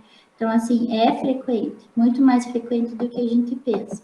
Então, a gente tem que levar em conta as queixas das pessoas, né? Como que a gente vai detectar comportamentos de risco? Então, primeiro a gente tem que entender, né? Tirar esses mitos dos nossos pensamentos, entender que a pessoa pode estar realmente precisando de ajuda e observar, né? Estar sempre atento, assim, com mudanças de comportamento, começa a perceber presença de sofrimento constante, a pessoa começa a ter uma falta de perspectiva, dificuldade de manter e elaborar os planos para o futuro, começa a ter mais isolamento, percebe que a pessoa é irritada, o pavio curto, está sempre no limite, ela está demonstrando sofrimento. Então, para avaliar o risco, é importante a gente observar essas mudanças do comportamento. Além disso, se você conseguir falar, né, com a pessoa sobre isso, se ela tem pensamentos de morrer, se ela tem planejamento, se ela já planejou fazer alguma coisa, de que forma ela planejou, se houve tentativa anterior já, se ela tem algum risco associado que pode intensificar isso, como o uso de álcool, se ela já fez coisas, a gente já ouviu falar sobre histórias de pacientes que resolvem as coisas com o seguro, resolvem o testamento e deixam tudo pronto para a família. Então, assim, elas vão dando sinais de que elas estão planejando alguma coisa, né? E avaliar também se ela tem fatores de proteção, né? Por exemplo, os laços familiares, a qualidade de vida, se ela tem espiritualidade, isso não quer dizer religião, então não interessa qual religião a pessoa pertence, mas se ela tem espiritualidade, se ela tem algum apoio nesse sentido. E também a questão de rede de apoio mesmo. Às vezes ela não tem uma rede de apoio familiar, mas ela tem uma rede de apoio em outro ambiente. Né? Eu já atendi uma paciente que ela tinha uma relação familiar muito ruim, mas ela tinha uma relação numa igreja que ela frequentava muito boa. Então, quem levou ela para o tratamento foi a líder do grupo de jovens que percebeu que ela que precisava de ajuda e sempre deram muito apoio para ela e contribuíram muito para a melhora dela. Então, esse não estar sozinho no mundo, né? Ter rede de apoio, pessoas com quem contar e que não julguem e entendam o teu sofrimento. Então, eu acho que em relação a fatores de detectar comportamentos são essas coisas mais importantes, assim. Seria a segunda pergunta, onde fala assim, quando a gente percebe esses sinais, detecta esses sinais, como podemos agir? O que podemos fazer para ajudar tanto essa pessoa, ou quando eu detecto esses sinais em mim, o que eu posso fazer? Como podemos agir? Então, de novo, né? Fala um pouco sobre o que a gente já falou, mas assim, como que eu devo agir? Então, primeiro, entender que não são mitos, que você está diante de uma realidade de sofrimento. Uma das formas que mais ajuda a prevenir o suicídio em adultos é falar sobre o suicídio com a pessoa. Então, se você vê que a pessoa está diante de um sofrimento, conversar com ela sobre isso e perguntar. Se você vai conversando e percebendo que ela está diante de um sofrimento muito grande, que ela não está demonstrando perspectiva, que ela está desmotivada, se ela já teve pensamentos de querer morrer, ideação suicida, a conversa parece que é a forma mais eficaz de evitar o risco em adultos. Uma outra coisa também que diminui muito as tentativas de suicídio é observação. Você saber que tem alguém observando você. Então, assim, não deixar a pessoa sozinha. Se você está achando que ela está em risco, que ela está diante de situações que ela pode fazer alguma coisa, não deixar essa pessoa sozinha, tá sempre por perto, mostrando que você tá ali, que você tá dando apoio, e aí uma situação mais grave já, porque você vai precisar de ajuda profissional para lidar com isso. E assim, quando for conversar com a pessoa, a gente tem que conversar de uma forma aberta, então, sem julgamento. A gente tem, o ser humano tem isso, né, de julgar as coisas de acordo com o que você tem de bagagem, mas até falo assim, mas nossa, a pessoa tá assim por causa disso, meu problema é tão maior, mas a gente não tem como comparar sofrimentos. Eu sempre falo com os alunos assim, até de uma forma, o meu sofrimento pode ser uma unha encravada, mas se ele tá me fazendo sofrer, e eu tô pensando, e tá sendo um sofrimento extremo, esse é o meu sofrimento. Ninguém tem o direito de julgar e interpretar isso. Eu tenho os meus motivos para estar daquela forma. Então, a gente não pode julgar, se a gente quiser ajudar. Então, a gente tem que aceitar, a gente tem que compreender, dar apoio. Então, conversar é uma forma da pessoa entender que ela pode estar doente e que ela tem um apoio e pedir ajuda para profissionais de saúde, né? A forma de agir. Se for você que está passando por um sofrimento e você já identificou isso, eu acho que a pessoa já sofreu demais, ela não precisa mais sofrer, ela não está sozinha. Existem profissionais que se dedicam a ajudar as pessoas nesse sentido. E existem tratamentos e formas de melhorar e diminuir o sofrimento e voltar a ter uma vida normal. Então, procura ajuda. Pode ser psicólogo, pode ser um médico psiquiatra. Se você não tiver coragem de ir no médico psiquiatra, porque a sogra vai saber e vai falar, meu Deus, ela é louca. Então, assim, vai no médico da sua confiança, ele vai te orientar, ele vai te ajudar, ele vai dar as primeiras informações que você precisa, talvez até o início de um tratamento. E aí você começa a ter um apoio e perceber que realmente você não está sozinho, que tem pessoas que querem e podem ajudar e que aquele sofrimento pode cessar. Né? Muito bom. A terceira pergunta é ainda sobre comportamento de risco, né? Existe alguma classificação em nível? Existe, mas assim, a classificação que a gente tem, eu vou tentar pôr aqui para vocês verem. Existem algumas formas de estratificação de risco. Normalmente isso é uma coisa mais para profissional da saúde mesmo, assim, né? Mas eu estou abrindo aqui enquanto eu estou falando, para ver se eu consigo de novo compartilhar. Que é legal ver a imagem, que eu acho que fica mais fácil. Assim, o risco baixo é uma pessoa que não tem tentativa prévia, que não... Existem o que a gente fala de pensamentos passivos de morte, que é assim, as coisas estão ruins. A pessoa verbaliza isso, assim, eu não quero morrer, eu não quero me matar, mas as coisas estão tão ruins que se eu sumisse, dormisse para sempre, desaparecesse, ia ser muito bom. Então, assim, ela não quer se matar. Eu quero sair daquela situação, por exemplo. Então, ela não está planejando alguma coisa, né? Mas se ela morresse, seria melhor, porque ela está sofrendo muito. Mas ela não planeja. E aí, considerar também os fatores de proteção, né? Então, uma pessoa que tem filho pequeno, que tem uma rede de suporte, tem um bom emprego, tem alguém que possa estar ajudando. Então, esses são fatores de proteção do ambiente que a gente tem que ver também. Aí é o risco mais baixo. Um risco moderado, assim, paciente que já tem uma história anterior, tem uma ideação frequente, então ele tem esses pensamentos, às vezes não é o dia inteiro, mas várias vezes na semana, mas ele não planejou, né? E além disso, ele não tem fatores que contribuem para o impulso. Então, ele tem uma personalidade mais tranquila, não é uma pessoa que normalmente já é mais impulsiva e age por impulsos, e não tem outros fatores como o uso de drogas, de novo, que no momento a pessoa pode fazer isso de uma forma impulsiva, né? Então, aí é um risco moderado, porque ele já tem pensamentos recorrentes e tem, com frequência, histórico de tentativas anteriores. Se a gente for considerar um risco alto, então, são pacientes que têm tentativa prévia, esse pensamento é mais frequente, a maior parte do tempo, a maior parte dos dias, e a pessoa já tem um planejamento. Então, eu já tive pacientes que vieram consultar, então, para a gente acabar com os nossos mitos, né? Ele veio consultar, mas ele já tinha comprado a corda para se enforcar. Mas realmente ele queria morrer? Se ele quisesse, ele não teria vindo pedir ajuda, né? Então, assim, as pessoas estão numa tentativa, mas é tudo tão confuso que ela não sabe o que fazer. Então, ela já planejou alguma forma de fazer isso.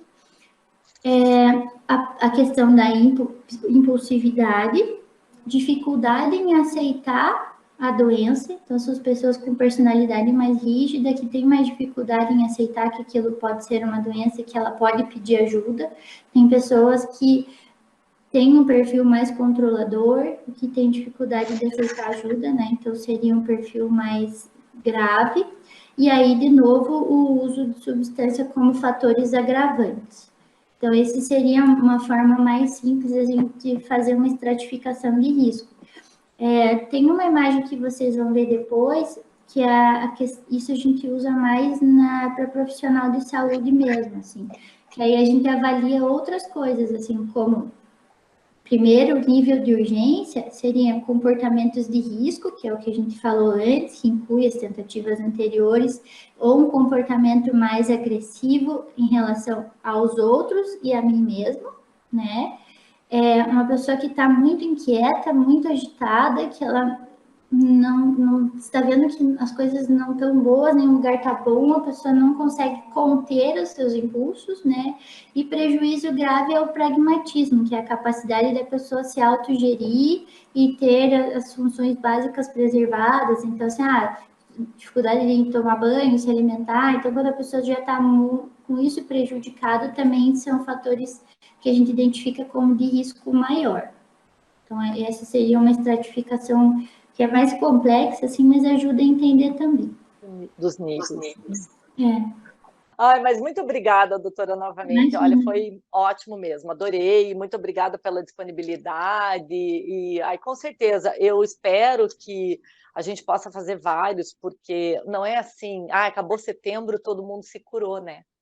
A gente tem, como eu falei, o nosso maior problema são preconceitos que a gente enfrenta, da própria pessoa, dos colegas e das chefias. Sim. Entrou com atestado psiquiátrico porque está com preguiça, porque é preguiçoso, é desculpa para não trabalhar.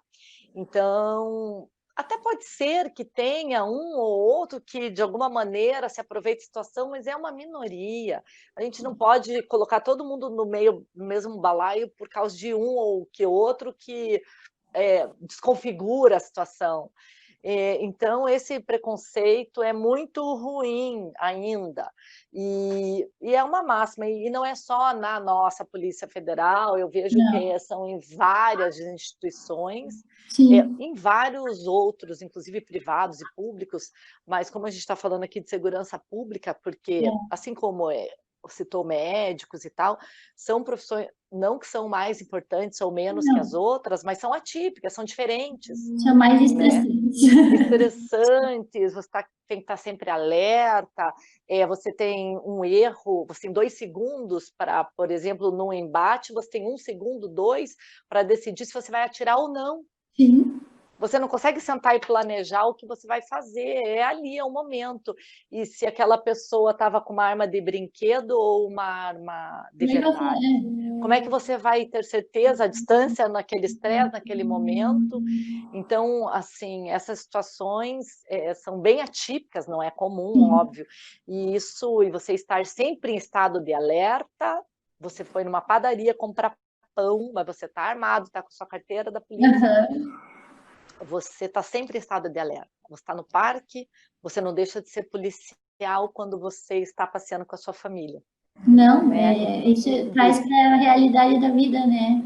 Exatamente. Então, esse Você não estado de relaxa. alerta é complicado, gera um estresse, mesmo, e eu vejo preconceito porque, assim, tem pessoas que trabalham uma área mais operacional e outras não, mas mesmo Aham. que ela não trabalhe numa área tão operacional, ela não deixa de ser policial. Sim, Então, o estado de alerta dessa pessoa, é o mesmo que o que trabalha numa área operacional, mas aí as pessoas não entendem. Ah, mas poxa, você trabalha na parte administrativa, por que você tem esse problema? Você nem está no combate? Quem inclusive, sabe? talvez ele esteja na área administrativa porque passou por uma situação de estresse e teve que ir para o administrativo, né? Exatamente.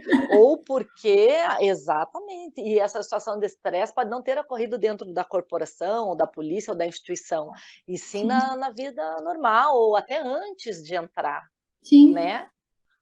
A própria doutora Lucy falou na palestra dela que muitos decidem ser policiais, né? Muitas dessas crianças ou pessoas que sofreram algum tipo de violência, querendo, assim, de alguma maneira buscar justiça. aham, Então, ou querendo até mesmo ajudar para que outras pessoas não passem por aquilo que ela passou, é né? verdade. Então, a gente não sabe o histórico pessoal de cada um dos nossos colegas, né? Então, a gente não tem como julgar. E pode ser muito difícil, né? E aí só Sim. vai sobrecarregando. O momento não aguenta, né? Todo É. mundo tem um limite. Então eu espero que, assim, a gente possa fazer a cada, sei lá, 2, 3 meses, pelo menos oferecer alguma palestra ou um bate-papo, alguma coisa assim. Nós fizemos nesse formato agora, vamos ver como é que vai sair, e Sim. quem sabe para as próximas a gente muda alguma coisa, por isso que seria, esse feedback vai ser bem importante. Até você estava falando ali das peculiaridades, né, da profissão. Eu estava procurando, né, algumas coisas. Eu vi que tem vários Aham. estudos internacionais, inclusive falando. Então, assim, não é no Brasil. A polícia sofre de forma geral, né? E aí No tem mundo inteiro. de Mesmo em sofrimento. países que têm uma criminalidade muito mais baixa que a nossa, em É. que tem países que os policiais eles não são caçados como acontece no Brasil, os policiais eles Aham. são caçados pelos criminosos, Sim. né? E mesmo assim, nesses países os policiais também sofrem algum tipo de estresse. Eu vi um dos Estados Unidos e eu não lembro de onde, em algum lugar da Europa. E todos eles, assim, a saúde mental e, na verdade, física também era bem ruim e a condição de trabalho nas corporações também. Assim, eu falei, nossa, parece que estamos no Brasil lendo esse artigo. É, a gente acha que não, é aquele negócio do preconceito, né? A gente acha, lá tudo uma maravilha, a Policial, polícia nem tem, nem, nossa, não vê nada do que a gente vê aqui, então por que eles têm estresse, né? não, e fora que, assim, a vida da Polícia Federal para as pessoas comuns, ela é o sonho, né, perfeita. Só que não, né? Só que não é bem assim. É idealizado, ninguém sabe a realidade, né? Exatamente, as E pessoas só vê, depois. assim, a Lava Jato, né, essas coisas que aparecem na Tudo TV, lindo, que é tipo CSI, né? Vai ver a realidade, né? Não sabe as dificuldades que estão para o lado de cá, né? Que são muito maiores, né? Exatamente. Márcia, muito obrigada, tá? Obrigada a você. Um Um beijo, um beijo. grande beijo. Tchau, Beijo, até tchau. mais. Tchau. Tchau.